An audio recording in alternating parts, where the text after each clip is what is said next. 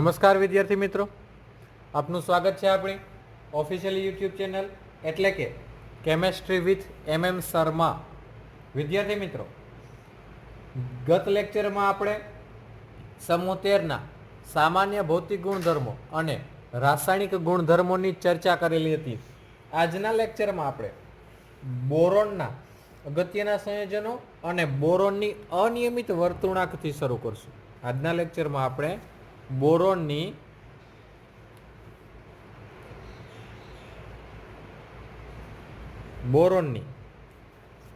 અનિયમિત વર્તણૂકથી શરૂ કરશું. જોઈએ વિદ્યાર્થી મિત્રો,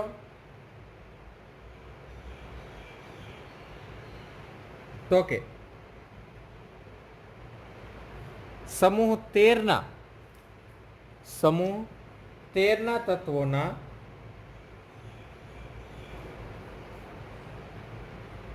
ટ્રાઇક્લોરાઇડ, બ્રોમાઇડ અને આયોડાઇડ કમ્પાઉન્ડ કેવો સ્વભાવ? તો કે સહસંયોજક સ્વભાવના કારણે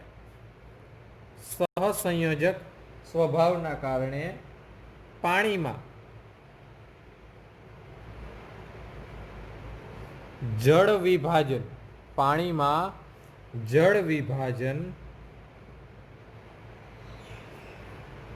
પામે છે.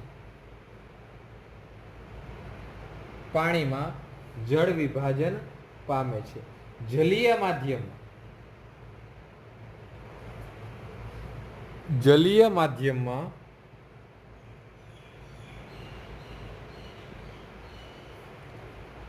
બોરોન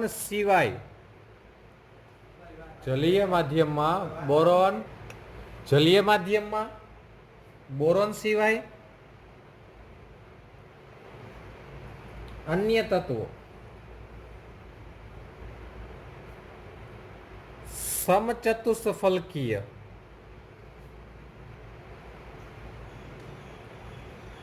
અને અષ્ટફલકીય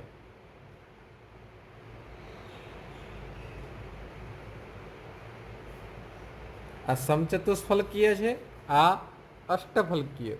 એટલે આમાં તો કે મેટલ સાથે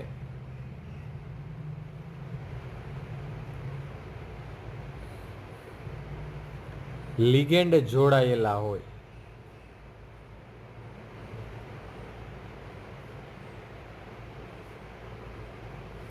સમચતુષ્ફલકીય અને અષ્ટફલકીય અસ્તિત્વ ધરાવે છે.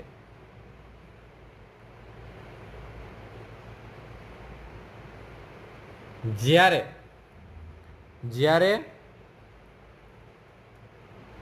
બોરોન આ રીતે અસ્તિત્વ ધરાવતા નથી. ત્યારબાદ બોરોનના અનિયમિતની વાત કરીએ તો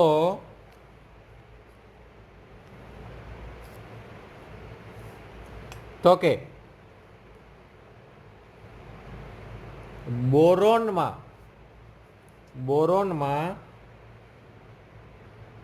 ડી કક્ષકોની ગેરહાજરીના કારણે, હવે બોરોન છે તો કેટલા નંબરનું તત્વ? તો કે hydrogen, helium, lithium, beryllium, boron. 5 નંબરનું તત્વ. ઇલેક્ટ્રોન કોન્ફિગરેશન શું થશે? 1s2 2s2 2p1 1s2 2s2 2p1. તો જોતા જ આપને ખબર પડે કે આપણે એમાં ડી કક્ષકોની ગેરહાજરી આપણને એમાં માલુમ પડશે. જેના કારણે બોરોનની મહત્તમ સહસંયોજકતા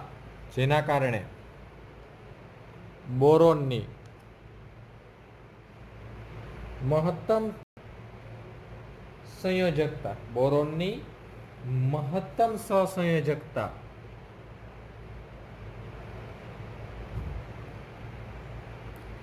4 હોય છે, જ્યારે સમૂહના અન્ય તત્વોમાં તો કે 4 થી વધુ જોવા મળે છે. ત્યારબાદ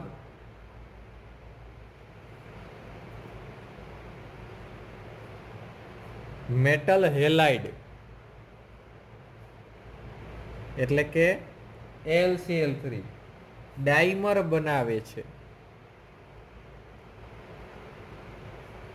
એટલે કે Al2Cl6 એનું બંધારણ આપણે ભણી ગયા. એવું બોરોન એ પ્રકારનું બનાવતા નથી. અને આમાં તો કે હેલોજન પાસેથી ઇલેક્ટ્રોન સ્વીકારી એલ્યુમિનિયમ શું કરે? પોતાના અષ્ટક પૂર્ણ કરે એવું ઓલા સ્વીકારતા નથી. બોરોન આ કારણે અપવાદિત ગુણધર્મ, અપવાદિત અને અનિયમિત ઇનરેગ્યુલર મૂવમેન્ટ બોરોન ધરાવે છે. ત્યારબાદ વિદ્યાર્થી મિત્રો, બોરોનના અગત્યના સંયોજનો વિશે વાત કરીએ તો પહેલું સંયોજન આપેલું છે બોરેક્સ, જેનું ફોર્મ્યુલા થશે Na2B4O7 into 10H2O, Na4B4O7 BH4O7 into 10H2O, જેનું સાચું સૂત્ર Na2 સવર્ગ કૌંસમાં B4O5 OH4 સવર્ગ કૌંસ પૂરો ઇન્ટુ H2O જોવા મળશે. ત્યારબાદ આ બોરેક્સને પાણીમાં ઓગાળીને શું બનાવી શકાય? તો કે બેઝિક દ્રાવણ, પાણીમાં ઓગાળીને બેઝિક દ્રાવણ બનાવી શકાય. જોઈએ Na2B4O7 બોરેક્સ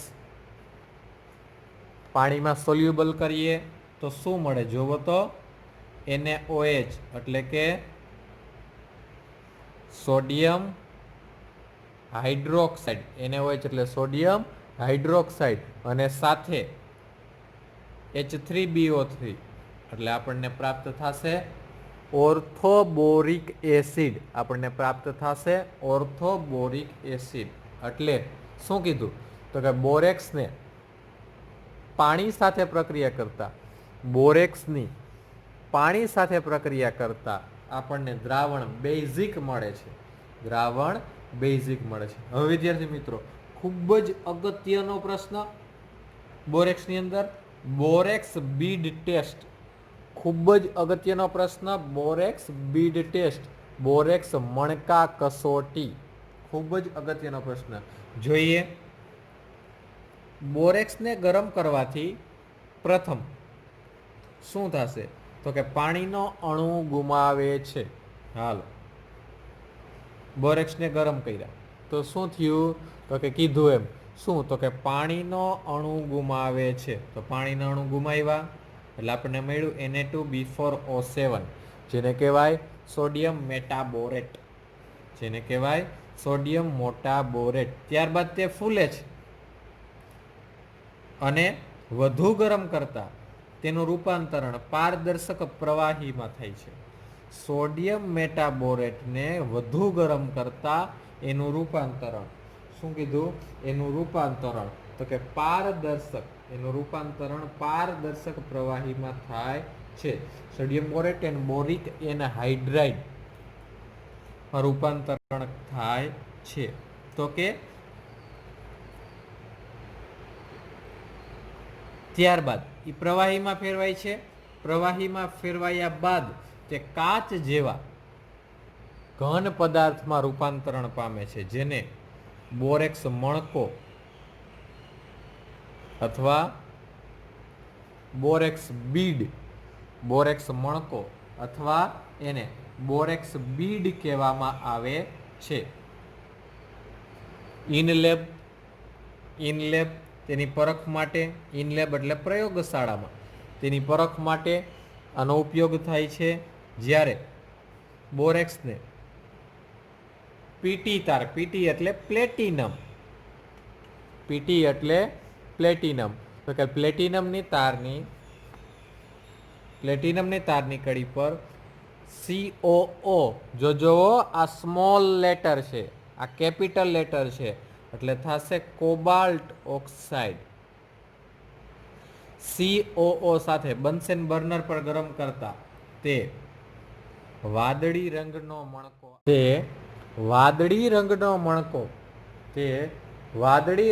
મણકો, આપે છે. જે ઇનલેબ તેની પરખ માટે ઉપયોગી થાય છે.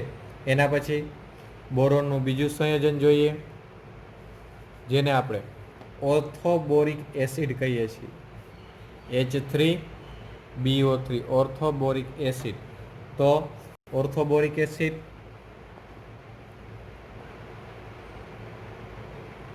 સોડિયમ મેટાબોરેટની જળ વિભાજનની પ્રક્રિયા હમણાં આગળ જ જોયું હતું. બોરેક્સને પાણીમાં ઓગાળીને બેઝિક દ્રાવણ બનાવી શકાય, અને એમાંથી શું છૂટું પડે?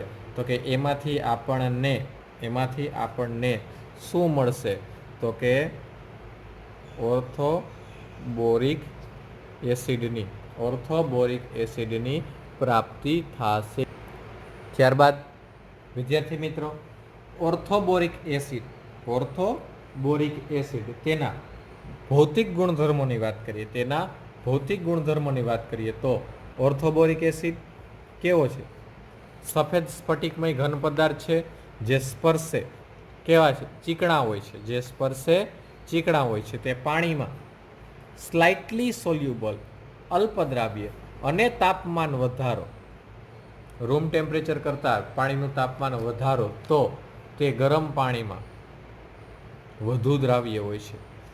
બોરોનના ઘણા સંયોજનો જળ વિભાજનથી મળે છે. ઓર્થોબોરિક એસિડ તો કે આપણે જળ વિભાજનથી જ મેળવો ને. ઓર્થોબોરિક એસિડ આપણે કઈ રીતે મેળવું? તો કે જળ વિભાજન દ્વારા જ મેળવેલ છે.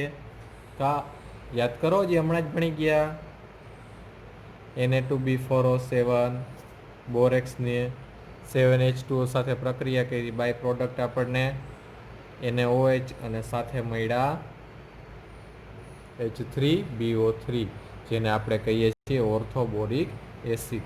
ત્યારબાદ તે સ્તરીય બંધારણ ધરાવે છે, જેમાં સમતલીય BO3 એકમો H બંધ દ્વારા જોડાયેલા હોય છે. શેની વાત કરતા હતા? BO3 ની. તો આ રહ્યા BO3.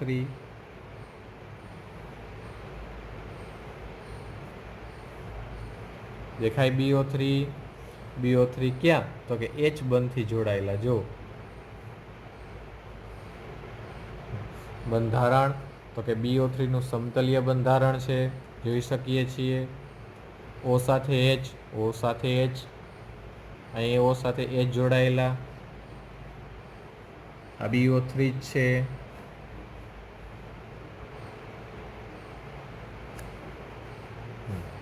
આ બાજુના ભાગમાં જોઈએ,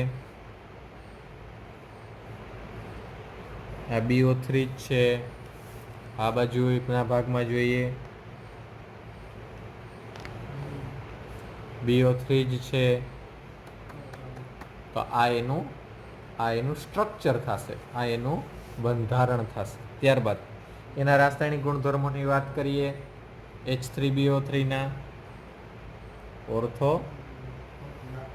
ઓર્થોબોરિક એસિડના રાસાયણિક ગુણધર્મોની વાત કરીએ તો બોરેક્સના જલીય દ્રાવણને એસિડિક કરીને, પાણીની હાજરીમાં એસિડિક કરીને બાય પ્રોડક્ટ શું મળે? તો કે NaCl અને સાથે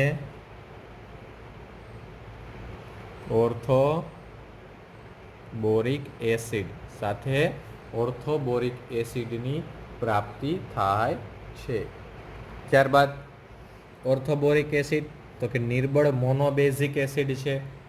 ઓર્થોબોરિક એસિડ નિર્બળ મોનોબેઝિક એસિડ છે. તે પ્રોટીનિયમ એસિડ નથી, પણ હાઇડ્રોક્સિલ આયન પાસે ઇલેક્ટ્રોન મેળવીને લુઈસ એસિડ. લુઈસ એસિડ કોને કહેવાય? તો કે જે ઇલેક્ટ્રોન પેર મેળવે. અને લુઈસ બેઝ કોને કહેવાય? તો કે ઇલેક્ટ્રોન પેર ડોનેટ કરે. એમોનિયા લુઈસ બેઝ કહેવાય. શા માટે? તો કે નોન પેર ઇલેક્ટ્રોન એ શું કરે? તો કે ડોનેટ કરે. હવે H3BO3 ની પાણી સાથેની પ્રક્રિયાથી BOH4 અને H2O ની આપણને પ્રાપ્તિ થશે. માટે એ હાઇડ્રોક્સિલ આયન પાસે ઇલેક્ટ્રોન મેળવી અને પોતે આ જ છે એવો H3BO3. આ તો મેં આ રીતે લખ્યા છે, પણ એ છે એ જ ઓર્થોબોરિક એસિડ જ. ઓર્થોબોરિક એસિડ આમ પણ લખી શકાય. પાણીને તમે કેમ આમે લખો અને આમે લખો, આ બે પાણી જ કહેવાય, એમાં કંઈ જુદું ન કહેવાય એમ. આ ઓર્થોબોરિક એસિડ જ કહેવાય. ઓર્થોબોરિક એસિડની પાણી સાથેની પ્રક્રિયાથી માટે તો કે ઇલેક્ટ્રોન પેર એક્સેપ્ટ કરે એટલે એ કેવા થશે? લુઈસ એસિડ બનશે. એ કેવા બનશે? તો કે પોતે લુઈસ એસિડ બનશે. ત્યારબાદ ઓર્થોબોરિક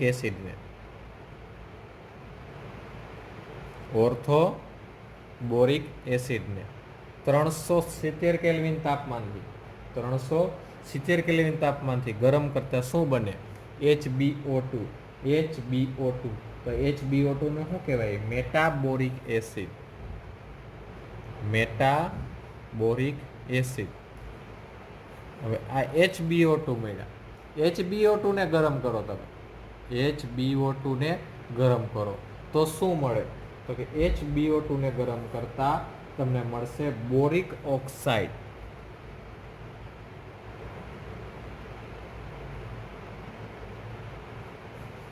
શું મળશે?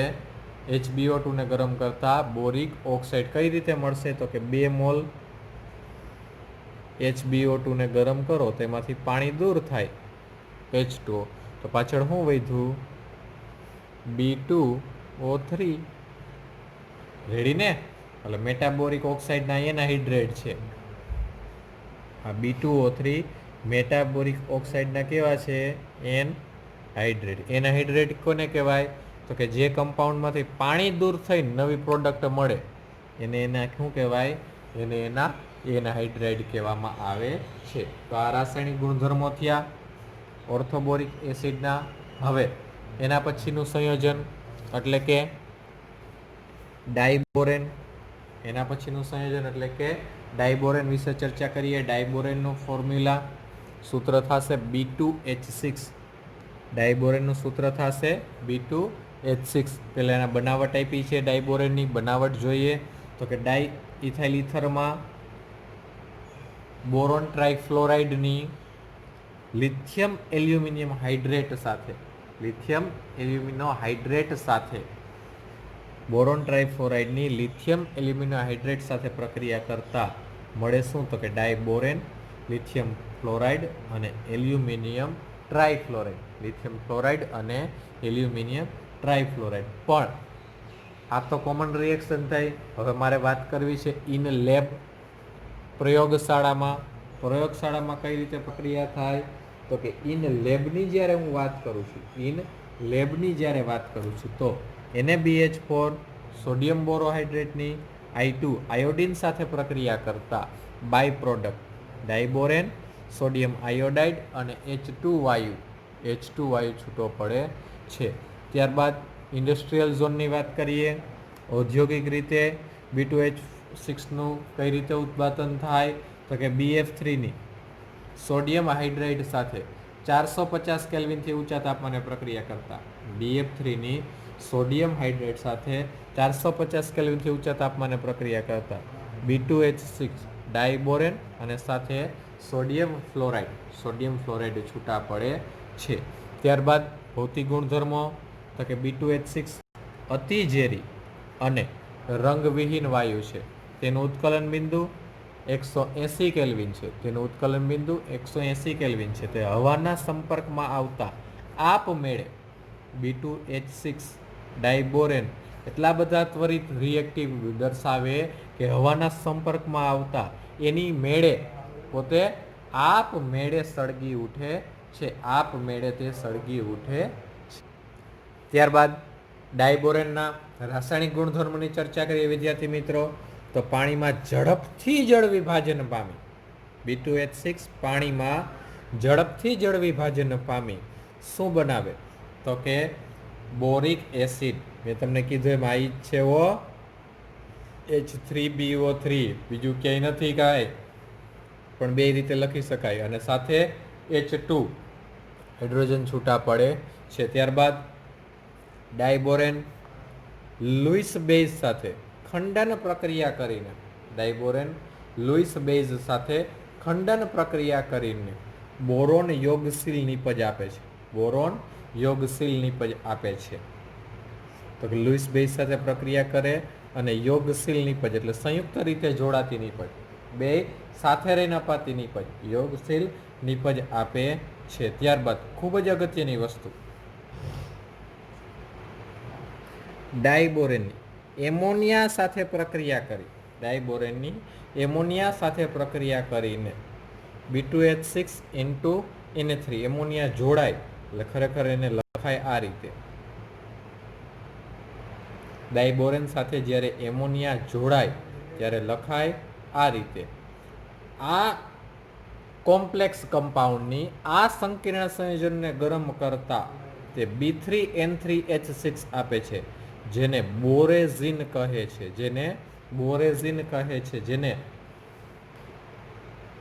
અકાર્બનિક બેન્ઝીન, જેને અકાર્બનિક બેન્ઝીન કહેવામાં આવે છે. આપણે બેન્ઝીન વિશે તો ખ્યાલ જ છે.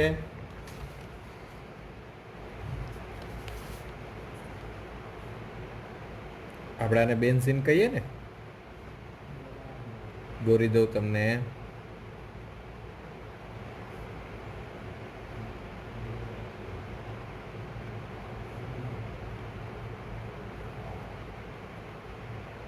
આ આપણું બેન્ઝીન, જેને આપણે કાર્બનિક બેન્ઝીન કહીએ, જેનું ફોર્મ્યુલા શું છે? C6H6, જેને આપણે આમ પણ દર્શાવીએ. પણ આ તો અકાર્બનિક બેન્ઝીન, B3N3H6.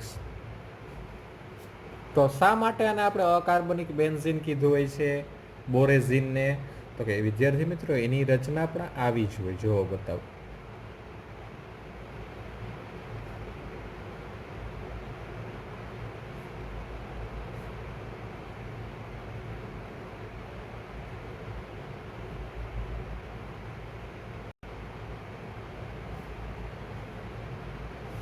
માટે આને, માટે જો આનું સ્ટ્રક્ચર આના જેવું મળતું આવે, માટે આપણે બોરેઝીનને શું કહીએ છીએ?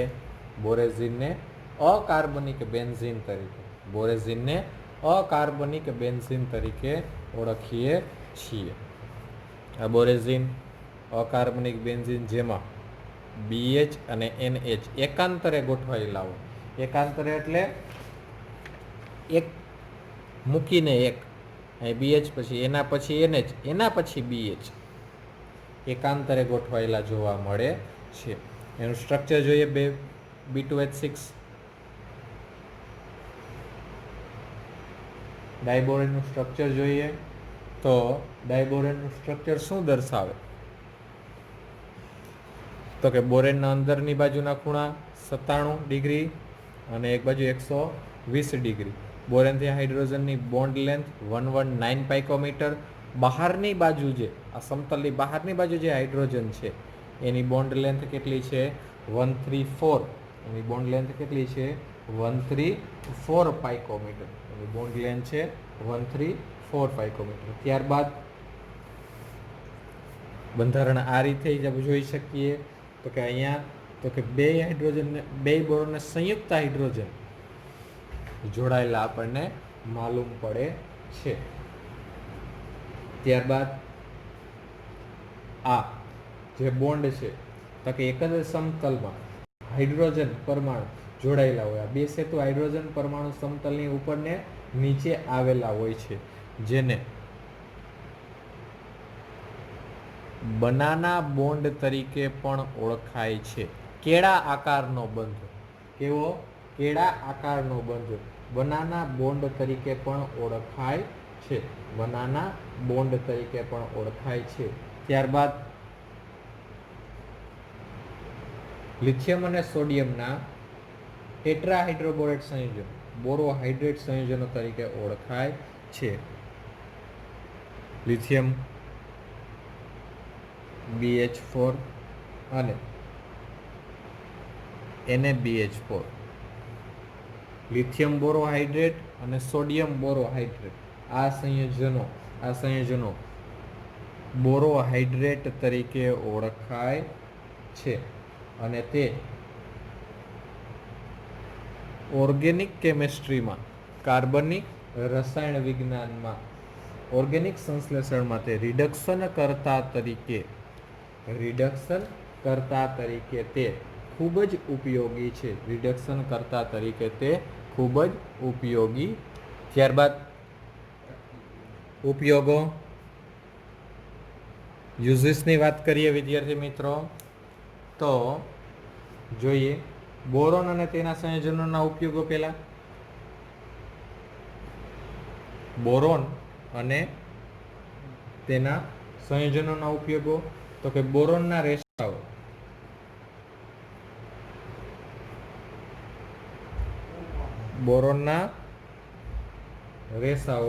બુલેટ પ્રૂફ જેકેટ બનાવવા માટે જેકેટની બનાવટ માટે ઉપયોગી છે. ત્યારબાદ એરોપ્લેનના ભાગોની બનાવટ માટે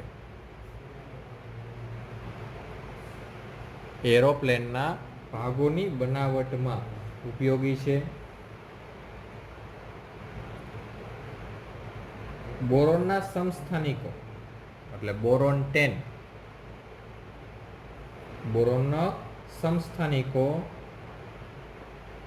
ન્યુટ્રોનને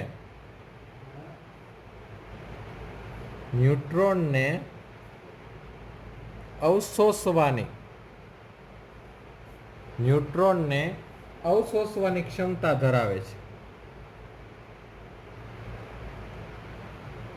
માટે ન્યુક્લિયર ઉદ્યોગમાં તે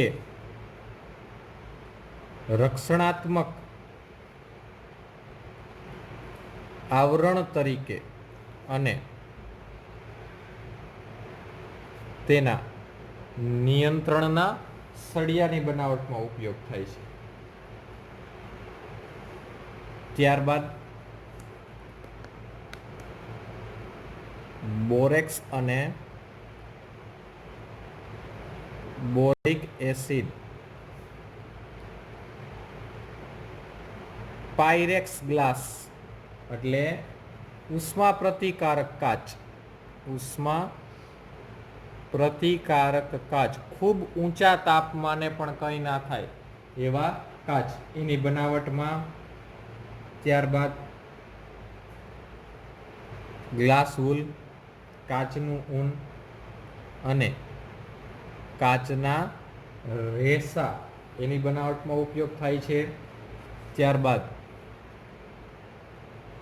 બોરેક્સનો ઉપયોગ તો કે સોલ્ડરિંગ એટલે રેણ કરવા માટે અને અભિવાહક ફ્લક્સ પ્રક્રિયામાં ઉપયોગી પદાર્થ તરીકે તેનો ઉપયોગ થાય છે. ત્યારબાદ ઔષધીય સાબુની બનાવટમાં અને ઓર્થોબોરિક એસિડ H3BO3 નું મંદ જદ્રા જીવાણુનાશી તરીકે ઉપયોગી છે. એના પછી એલ્યુમિનિયમના ઉપયોગની વાત કરીએ તો aluminium copper, zinc, magnesium, manganese આ બધા સાથે મિશ્ર ધાતુ બનાવે છે. એલ્યુમિનિયમનો ઉપયોગ તો કે વ્યવહારમાં ખૂબ જ વધુ છે. એલ્યુમિનિયમના પતરાની બનાવટમાં, એલ્યુમિનિયમની ટ્યુબ, સળિયા, વાયર વગેરેની બનાવટમાં, ખાસ